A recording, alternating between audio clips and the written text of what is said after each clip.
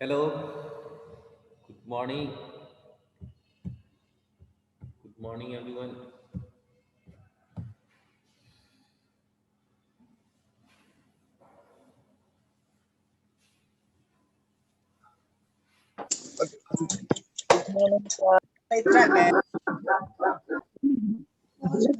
Good class morning, नहीं sir. Good Good morning. morning, sir. Good morning, everyone.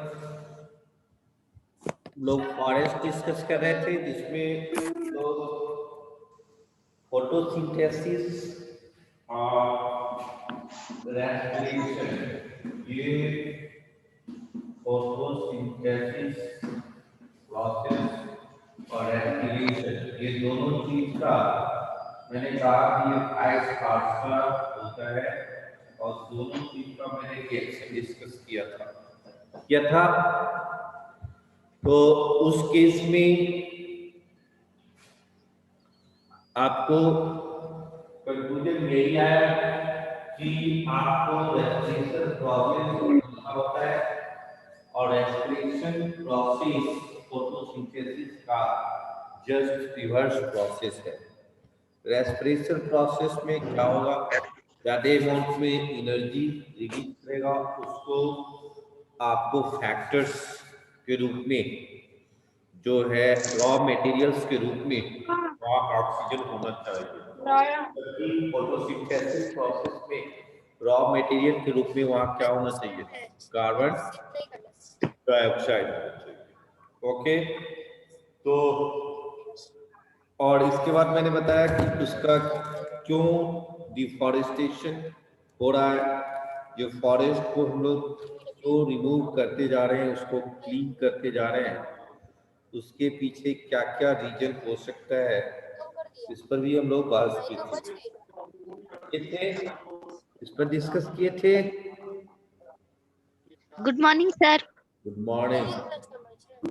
तो हम लोग यानी फॉरेस्ट चैप्टर में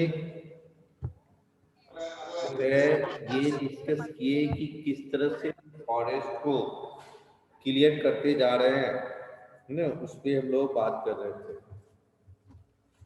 अब कोई प्रॉब्लम है, कोई चीज डिस्कस करना है तो कंपोनेंट जिसमें आपको अमेजन रेन फॉरेस्ट के बारे में भी डिस्कस हुआ, और अमेजन रेन फॉरेस्ट जो है एक सिंगल फॉरेस्ट है जो वर्ल्ड को पूरी 20% of the world's oxygen supply करता है वो, है ना, वर्ल्ड को।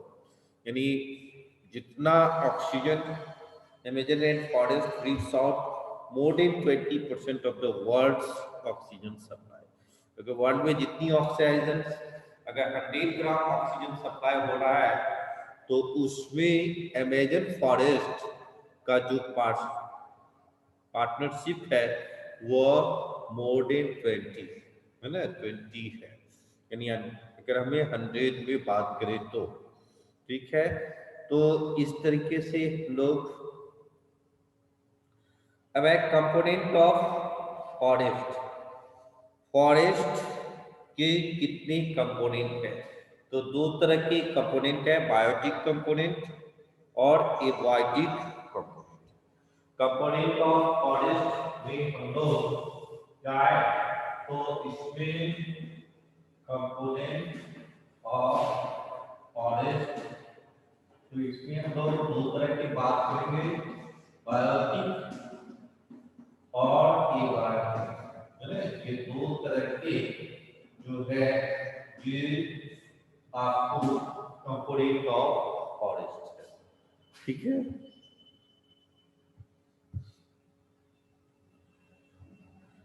तो कंपोनेंट्स, बायोटिक का मतलब ये लिविंग कंपोनेंट्स, और नॉन बायोटिक एबायोटिक कंपोनेंट का मतलब ये हुआ नॉन लिविंग कंपोनेंट, ठीक है। तो biotic that means living components और एबायोटिक का मतलब ही हो गया non living component.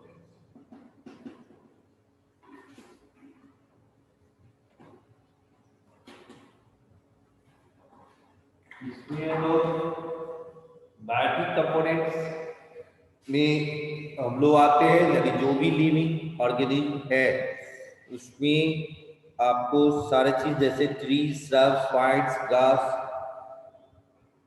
plants, mosses, algae, fungi, insects, mammals, birds, reptiles, amphibians, and many microorganisms which live on plants and animals as well as in soil.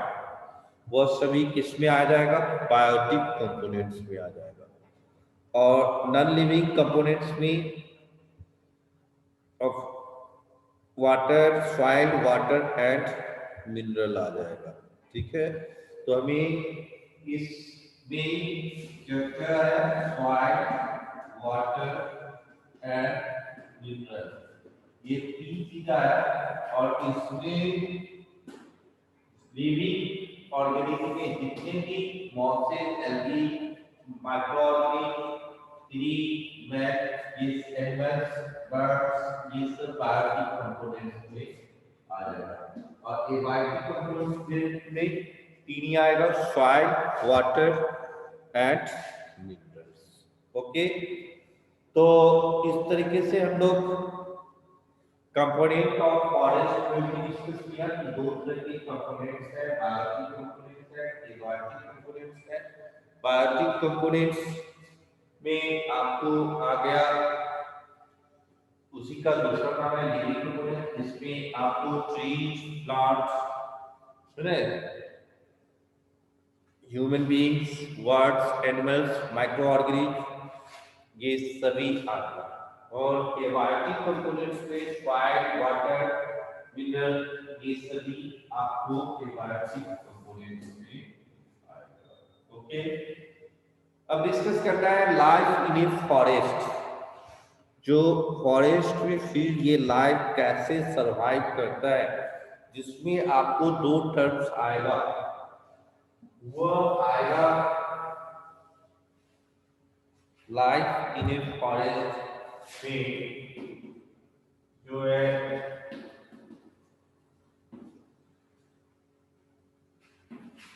Life in a forest, ये इस जगह आपको forest की जो जितनी जगह है उसमें दो terms, food chain and food web, जिसको हम लोग शुरू से ही डिस्कस करते आ रहे हैं कि what is food chain and food web. इस पे लोग बात करेंगे, फूड चेन क्या है और फूड वेव क्या है। ओके, तो इस तरीके से फूड चेन और फूड वेव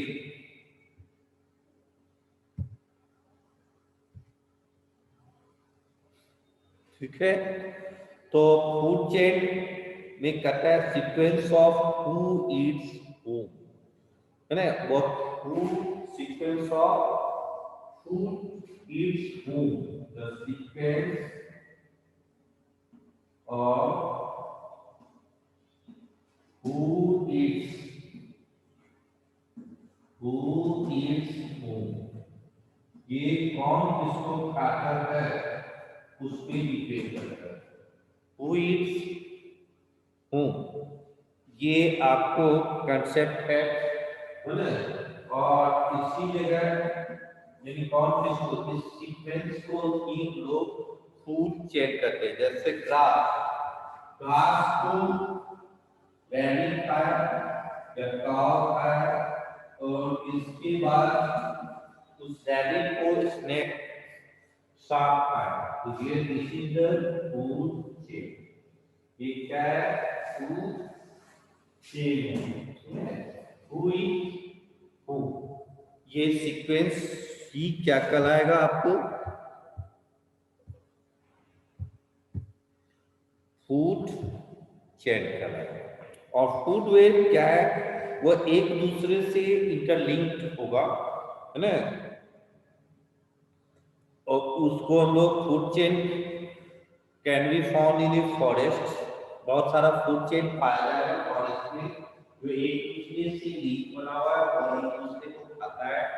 और आपको मालूम होना चाहिए कि जिसको आप हार्म समझते हैं, वो नुकसान पहुंचा रहा है, उसको हम खत्म ही कर दे, डिसअपियर कर दे, है ना, अपनी अर्थ से ही उसका हम लाइफ को खत्म कर दे, तो इससे क्या होगा, इन्वायरमेंट का जो रिजल्ट्स, जो बैलेंस है वह अनबैलेंस होगा। जैसे कि हम सोच रहे होंगे कि सांप काटने से आदमी मर जाता है, तो इसको ही हम खत्म कर दे, स्नेक को खत्म कर देंगे, तो क्या रैबिट की संख्या बढ़ जाएगी, और रैबिट की संख्या बढ़ जाएगी तो आपको ग्रास जंगल ही जंगल बढ़ हो जाएगा, घास की संख्या बढ़ जाएगी और अनबैलेंस्ड हो जाएगा, चूहे की संख्या बढ़ जाएगी। आपको स्नेक को रैट्स को स्नेक खाता है, सांप को चूहे को सांप खाता है, तो अगर सांप को हम मार दिया जाए, आज जगह जगह आप देखें कि बोर्ड लगा हुआ रहता है, बैनर लगा रहता है, फीड टाइगर, लेकिन आपको मालूम होगा जिस जंगल में आप जाते हैं, अगर वो ऐसे अमेजन रेन फॉरेस्ट की बात हुई, आपके मन में ये जिज्ञासा जगता होगा कि मैं यहाँ जाऊं, देखूं कैसा होता है, तो उस जगह जरूर टाइगर वगैरह होंगे, है ना। तो फॉरेस्ट में बहुत सारे एनिमल्स बर्ड्स का घर है, अगर इसको उजाड़ देते हैं इसका मतलब बहुत सारे एनिमल्स बर्ड को हम के घर को खत्म कर देते हैं, ठीक है। तो यहाँ पे क्वेश्चन है कि ये सेफ टाइगर का बोर्ड क्यों लगा, है ना, जब ये टाइगर डेंजरस एनिमल है, डेंजर एनिमल है, तो फिर सेफ टाइगर क्यों, क्योंकि यही फूड चेन और फूड वेव जो एक दूसरे से इंटरलिंक है ना, तो ये टाइगर जो है वह एक दूसरे को बैलेंस करके रखेगा, वह अगर खाएगा नहीं तो क्या होगा, डियर की संख्या बढ़ जाएगी, हिरणों की संख्या बढ़ जाएगी, और फिर वह जंगल खत्म हो जाएगा, है ना। ओवर ग्लेजिंग से भी क्या होता है, सॉइल इरोशन होता है, पता है ना। तो ये लाइफ में फॉरेस्ट में दो टर्म्स आ रहा है, और आप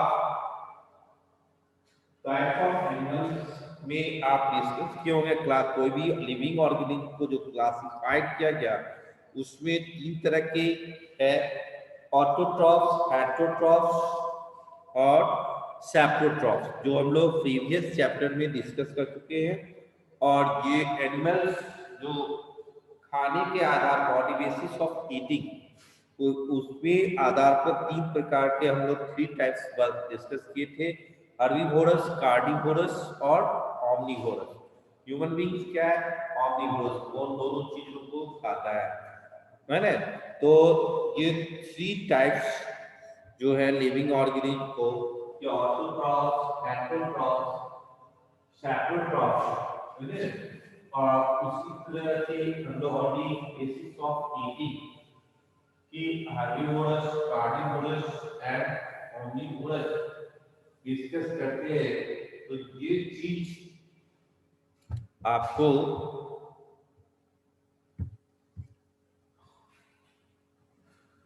ठीक है। तो यहाँ पे लाइफ इन फॉरेस्ट में कोई प्रॉब्लम्स, आपको फिगर्स दिखाया है फूड वेव के बारे में। देखिए यहाँ डियर है, डियर को लाइन खा रहा है ना, और डियर किसको खा रहा है, ग्रास को खाता है। ग्रास को खाने वाले यहाँ पर रैबिट भी है, डियर भी है और ग्रासोफर भी है ना। तो एक दूसरे से ये लिंक है, रैबिट को लाइन भी खाता है ना, ये ग्रासोफर को इंसेक्ट ईटिंग वर्ड खाता है। ये इस डायग्राम को पेज नंबर 224 को आप देखेंगे, उसमें आपको डिफरेंट फिगर्स दिखाया है जो एक दूसरे से लिंक है, इंटरलिंक्ड है। This is known as food web, इसी को हम लोग क्या कहेंगे, फूड वेव कहेंगे। Okay, have you any problems? Shubh Narayan.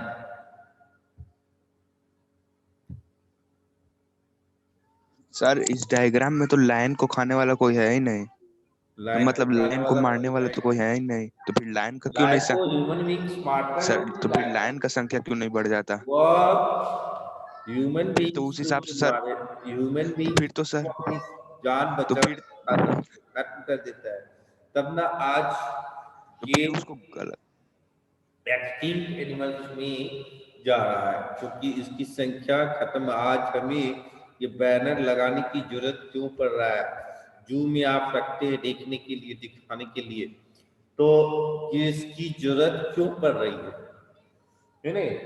तब अगर कोई मारने वाला है तभी ना हम आपको सेव लाइट सेव टाइगर का बोर्ड लगा हुए हैं और तो कुछ। फिर सर इसको, तो फिर सर जब ह्यूमन बींग लाइन को मारता है तब तो वो बैलेंसिंग होता है ना नेचर में, तो उसको गलत क्यों कहा जाता है? बैलेंस तो होता है, लेकिन आपको मालूम होना चाहिए कि इन इंडिया में या ह्यूमन ये इन द वर्ल्ड आपको नंबर ऑफ लायंस या नंबर ऑफ टाइगर्स की संख्या बहुत गिने चुने हैं, ऐसी नहीं है। और आपको मालूम होना चाहिए कि वो तो अपने आप को भी मारता है ना, अपने आप में भी फाइट करता है। कहता है जंगल में एक ही लाय शेर होंगे, है ना, दो शेर रह नहीं सकते हैं एक म्यान में। ये फ्रेज जो बना हुआ है कि एक म्यान में दो तलवार नहीं हो सकते, एक जंगल में दो शेर रह नहीं सकते हैं, तो वह उन लोगों का अपना एक सिस्टम्स बना हुआ है ना। तो आपको जंगल्स है कितने कि वह गिने चुने फॉरेस्ट में, छोटे मोटे फॉरेस्ट में थोड़े रह जाएगा, तो उसको हम फॉरेस्ट कहेंगे भी नहीं। हमने अगर गार्डन लगाया या दो चार बागीचा लगाया, उसमें दो तीन कट्ठा या वह होना चाहिए एकड़ों में, है ना, बहुत सारे एकर्स में होनी चाहिए, है ना। उसकी डेंसिटी नंबर ऑफ डेंसिटी जो है ट्रीज की डेंसिटी हाई होनी चाहिए, उसी को हम लोग फॉरेस्ट कहेंगे। ठीक है, तो उस सभी का अपना अपना रूल्स है, हर एक चीज में सबका नेचर अलग अलग होते हैं, चाहे वो प्लांट्स हो या एनिमल्स हो, सबका कोई सॉफ्ट नेचर के है, कोई क्रूएल नेचर के है ना। जैसे आप प्लांट्स में ही देखिए, टिम्बर के बारे में जब डिस्कस करता है, जब टिम्बर से आप कोई चीज बनाते हैं तो वहां पर कारपेंटर्स आपको डिस्कस करेगा कि ये शीशम है, ये सागवान है, इसका टिम्बर्स है ना ज्यादा ड्यूरेबल है, ज्यादा हार्ड होता है, इसमें ये कांटी नहीं बर्दाश्त करेगा, नेल्स को बर्दाश्त नहीं करेगा। तो उसी तरीके से एनिमल्स में भी होते हैं, और ना उसका अपना रूल रेगुलेशन होता है, उसको स्ट्रिक्टली फॉलो करता है ना। तब ना वह एक जंगल में एक ही शेर रहते हैं, अदरवाइज क्या होगी, है ना। वो तो वो जो फ्रेज, तो यानी फॉरेस्ट एक इंडिपेंडेंट यूनिट है जिसमें हम लोग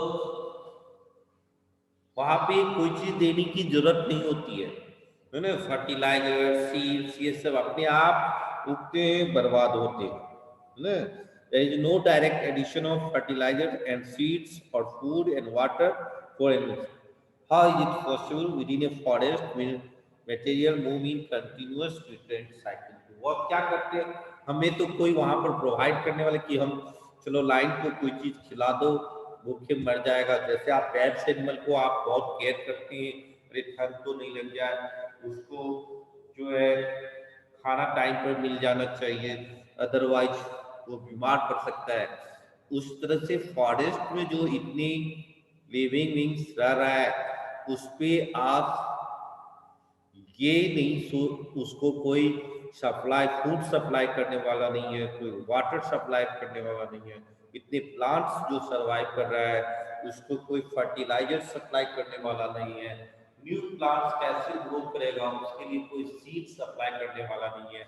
ये एक कंटिन्यूअस प्रोसेस है, ये कोई कंटिन्यूअस न्यूट्रिएंट साइकिल है जो वो प्रोवाइड होती रहती है नेचुरल वे में।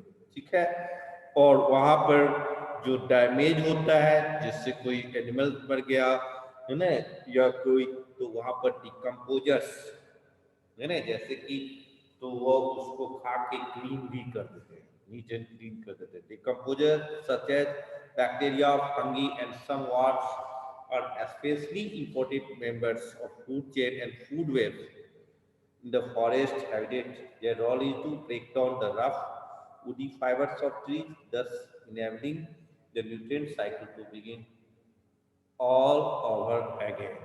तो यानी डिकम्पोजर्स जो है उसका रोल्स क्या है, क्लीन कर देना, टुकड़ों टुकड़ों में बांट देना, है और जो न्यूट्रिएंट साइकिल है जिसको खाने योग्य बना देना उसको, है ना।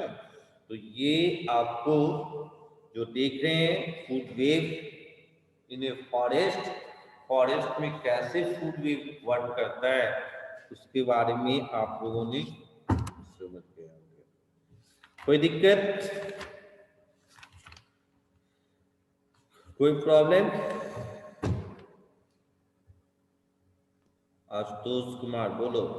आप फोटोसिंथेसिस प्रोसेस को बैलेंस करने के लिए जोर से बोल बोलना है सर। आप बोलो। फोटोसिंथेसिस प्रोसेस का बैलेंस करने के लिए बोले थे।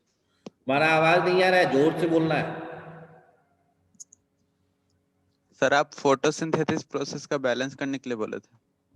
फोटोसिंथेसिस हाँ प्रोसेस तो कल ही बैलेंस कर दिए ना।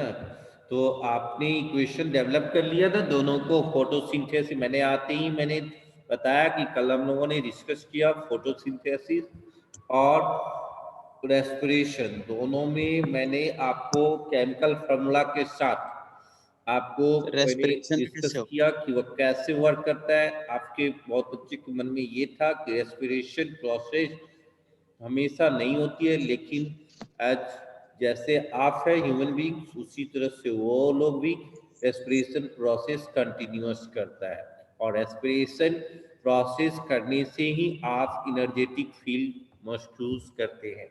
आपका रेस्पिरेशन प्रोसेस आज जो इतनी लोग रिसर्च कर रहा है, इतनी मेडिसिन, और वह रेस्पिरेशन प्रोसेस आप ठीक कर लोगे तो मेटाबॉलिज्म जो है वो कंस्ट्रक्टिव वर्क और डिस्ट्रक्टिव वर्क ये शरीर के अंदर होता रहता है, वह मेटाबॉलिज्म के अंदर में आता है ना। कुछ वर्क जैसे चोट लग गई तो वहां पर कुछ टिश्यू डैमेज हो गए, कुछ सेल्स डैमेज हो गए, लेकिन वहां कंस्ट्रक्शन वर्क भी होगा, कंस्ट्रक्टिव वर्क भी होगा, तो उसको रिपेयरिंग का काम करेगा। तो ये मेटाबॉलिज्म प्रोसेस सही तरह से फंक्शन तभी कर सकता है जब आपका रिस्पिरेटरी सिस्टम ठीक ढंग से काम करे, डाइजेस्टिव सिस्टम ठीक ढंग से काम करे, है ना, तभी आप इनर्जेटिक फील करेंगे। ओके, तो हम लोग ये डिकम्पोजर्स, ये फॉरेस्ट इन ए लाइफ में किसी को कोई प्रॉब्लम नहीं। तो इस जगह ड्यूनो में दे रहा है कि mangroves are short dense trees that tolerate and adapt themselves well to both saline and fresh water and grow in coastal area. The Gangetic Sundarbans in West Bengal is the largest mangrove area in India. तो mangrove एक छोटा घना पौधा होता है जो क्या करता है, बर्दाश्त करता है, टॉलरेट करता है और अपने आप को अनुकूल बना लेता है। जो जहाँ रहता है वो उसके आप उसके इन्वायरमेंट में आपको एडेप्टेशन करना होगा। एडेप्टेशन आपका मतलब अनुकूल बनाना होगा, अदरवाइज आप वहां सरवाइव नहीं कर सकते हो। वहां के रूल रेगुलेशंस अपनी बॉडी को एडजस्ट करना होगा कि नहीं चलो थोड़ा बर्दाश्त करो, टॉलरेट करो, यहाँ हम ये नहीं कर सकते हैं और यहाँ हमें साइलेंट बोल रहने से भी काम नहीं चलने वाला है, बोलना होगा, है ना। तो ये मैंग्रोव जो है वो are short dense trees that tolerate and adopt themselves both saline and fresh water। जैसे आप सी वगैरह में साल्टी वाटर होता है, वहीं से साल्ट मिलता है, तो सैलिन वाटर को भी ये टॉलरेट कर सकते हैं और फ्रेश वाटर को भी वो टॉलरेट कर सकते हैं। कौन? मैंग्रोव। और ये कहाँ पाया जाता है? सुंदरबन गैंगेटिक, वेस्ट बंगाल में गैंगेटिक सुंदरबन है जो बहुत लार्जेस्ट मैंग्रोव एरिया है इन इंडिया। ओके, अब हम लोग the layer of the forest पर डिस्कस करना है। किस पे डिस्कस करना है? Layer of the forest. और फिगर से भी आप क्लियरली समझ गए होंगे कि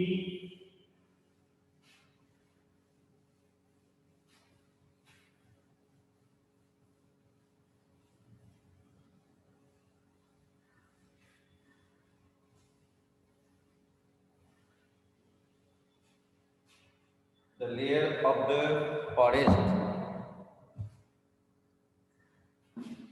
the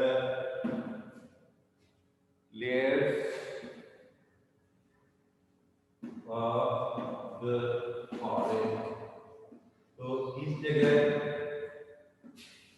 आपको फिगर में दिखा रहा है कि जो टॉपेस्ट है वह इमर्जेंट लेयर है, और फिगर बना हुआ है सबसे टॉपेस्ट जो है वो क्या है, इमर्जेंट लेयर। इसके बाद कैनोपी है,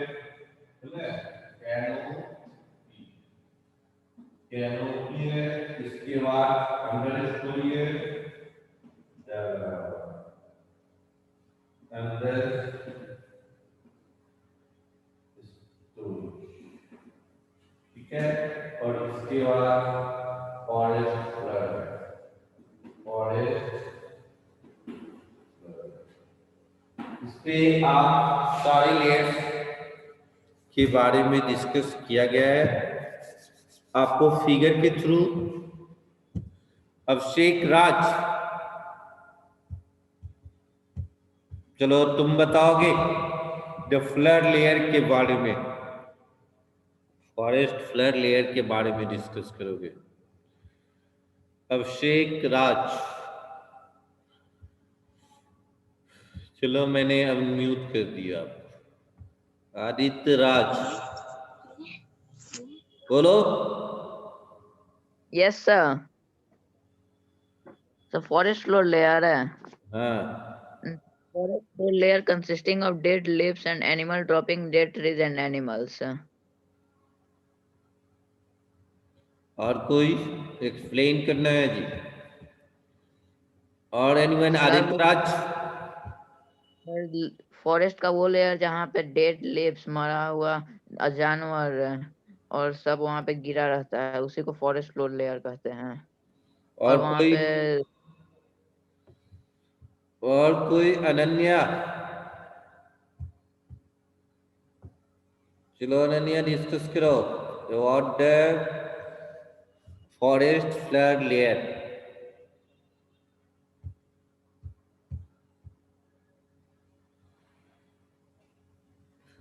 बोलो। सब फॉरेस्ट फ्लोर लेयर बताना है ना। हाँ, the forest layer that consist of जोर से बोलना है। droppings, dead trees. The forest layer that consists of dead leaves, and dead trees and animals are called forest floor. Vaishnavi, चलो तुम बोलो। देखो Vaishnavi,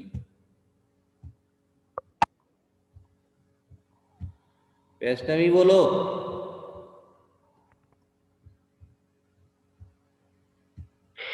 Forest floor layer is made up of decomposing leaves, animal droppings, dead trees and animals.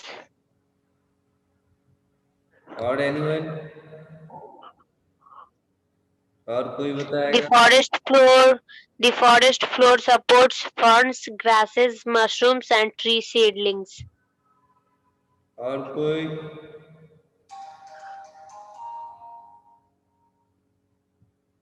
और anyone?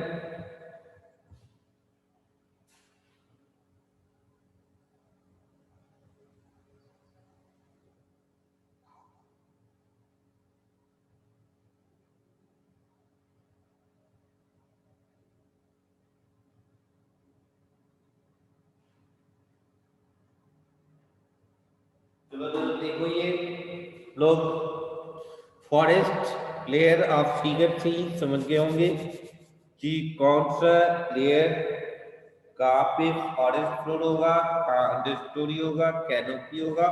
सबसे topmost layer जो था वह है इमरजेंट लेयर, उसके नीचे canopy in the story of the forest. ये वन बाय वन आप बुक से पढ़ लेंगे, ठीक है। क्रॉन्स ऑफ ट्रीज वगैरह दिखा रहा है। अब है इंपॉर्टेंस ऑफ फॉरेस्ट। अनन्या तुम्हें बोलना है, बोलो। आशुतोष, अनन्या, हाँ बोलो। एक shrub जोर से बोलना है। वो किस तरह के बाल है? सर एक श्रब और बशिश का भी लेयर सर इस बुक में नहीं लिखा हुआ है, एसएसटी के बुक में लिखा हुआ था। किसके बुक में? एसएसटी के बुक में?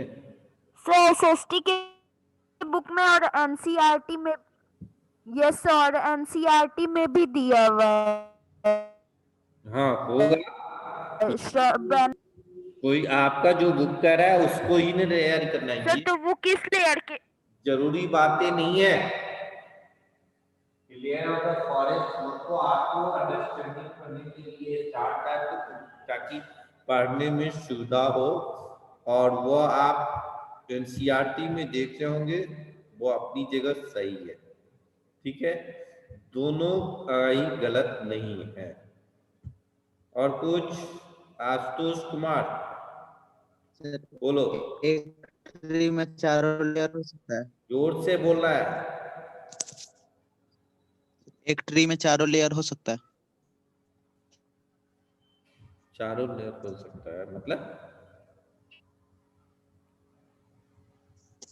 जिस सर समय एक ट्री में इमरजेंट लेयर भी कैनोपी भी सॉरी सर क्या? फिर से बोलो। सर एक ट्री में 4 लेयर हो सकता है ये फॉरेस्ट नहीं, का? 4 ट्री कैसे?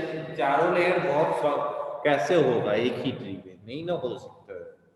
वह जैसे नहीं ग्राउंड लेयर एक ही मैंने वो बहुत जो टॉलेस्ट ट्री है उसमें आपको इमरजेंट लेयर हो सकती है, कैनोपी हो सकता है, फॉरेस्ट फ्लोर नहीं हो सकती है, ठीक है। और बोलो। और कुछ? तो अब हम लोग डिस्कस करेंगे इंपॉर्टेंस ऑफ फॉरेस्ट। आपको शुरू में ही जो लाइन्स लिखा हुआ है बुक में, मैंने पहले ही बता दिया कि फॉरेस्ट क्या है, लंग्स ऑफ द अर्थ, है ना। क्योंकि ये, और इसका कलर कैसा है? ग्रीन कलर है ना। ये लंग्स ऑफ द अर्थ का कलर कैसा है? ग्रीन कलर, जो प्यूरिफाई करता है अर्थ को। हम लोगों के लंग्स का कलर कैसा है? तो कैसा है? वो ब्राउन कलर का है, लेकिन ड्यू टू पॉल्यूशन आजकल ब्लैकिश कलर पाया गया है। ये इतनी जो पॉल्यूशन बढ़ती जा रही है कि हमारा ब्लड इम्प्योर होता जा रहा है ना। और बॉडी के अंदर में आपको बहुत सारे जोरदार जुड़ते जा रहे हैं कार्बन इम्प्योरिटी की वजह से। और हमारे जो खाने पीने के तरीके भी हैं वह भी चेंजेस होते जा रहे हैं, जिसकी वजह से बहुत सारे डिजीज क्रिएट होते हैं।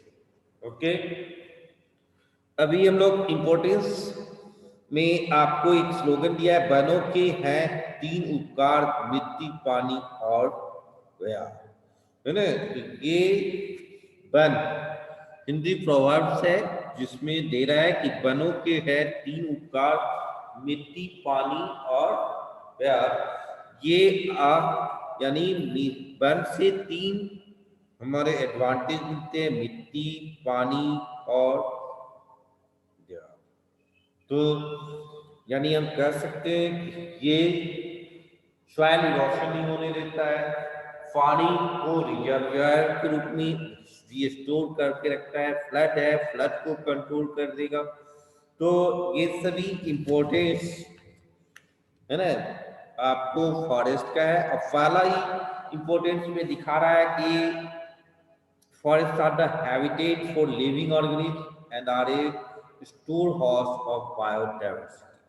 ये बहुत सारे एनिमल्स बर्ड्स आप घर बनाते हैं रहने के लिए, वो फॉरेस्ट नेचुरल जो है होम है। बहुत सारे जो लिविंग ऑर्गेनिज्म है, बर्ड्स एनिमल्स, उसका घर कहाँ है? जंगल। ओके, और स्टोर हाउस ऑफ बायोडाइवर्सिटी। ठीक है। Practices such as agriculture and animal husbandry are dependent on forest and forest land. और जो हम लोग खेती करते हैं या पशुपालन एनिमल हस्बेंड्री करते हैं, वो डिपेंडेंट किस पर है? हम लोग फॉरेस्ट लैंड पे ही डिपेंडेंट है, फॉरेस्ट पे ही डिपेंडेंट है। उस फॉरेस्ट को ही साफ करके हम क्या कर लेते हैं? एग्रीकल्चर का लैंड बना देते हैं उसको। Forest maintain and improve the moisture content of the atmosphere. This helps in determining the rainfall in an area. जहाँ पर पेड़ पौधे नहीं होते हैं ज़्यादा, वहाँ पर बारिश भी कम होती है, और वहाँ पर जब बारिश कम होगी, वाटर लेयर, ग्राउंड का जो लेयर है वो कम होते जाएंगे, तो आपको पीने के लिए जो ड्रिंकिंग वाटर है वो भी नहीं मिलेगा। आप वाटर चैप्टर में आप पढ़े होंगे, इतनी वाटर है, इसके बावजूद भी स्कार्सिटी ऑफ वाटर क्यों है? क्योंकि ड्रिंकिंग वाटर्स का जो परसेंटेज है बहुत ही कम है ना। तो ये रेनफॉल कम होगा। रेनफॉल को मेंटेन करने के लिए फॉरेस्ट लगानी होगी, फॉरेस्ट को सेफ्टी प्रोवाइड करना होगा, है ना। तो forest maintain and improve the moisture content of the atmosphere. कहता है forest provide clean air as they are the reservoir of life giving oxygen. तो फॉरेस्ट क्या करता है? एयर को क्लीन करता है, और वह लिविंग ऑर्गेनिज्म के लिए जो रिजर्वायर का काम है, जिससे से आप पानी स्टोर करके रखते हैं, है ना, उसको ये ऑक्सीजन को मेंटेन करके रखता है फॉरेस्ट। अपने अमेजन फॉरेस्ट के बारे में जान ही रहे हैं कि वो मोर देन 20% वो जो है वो ऑक्सीजन सप्लाई कर रहा है पूरे वर्ल्ड को। ओके, तो हम लोग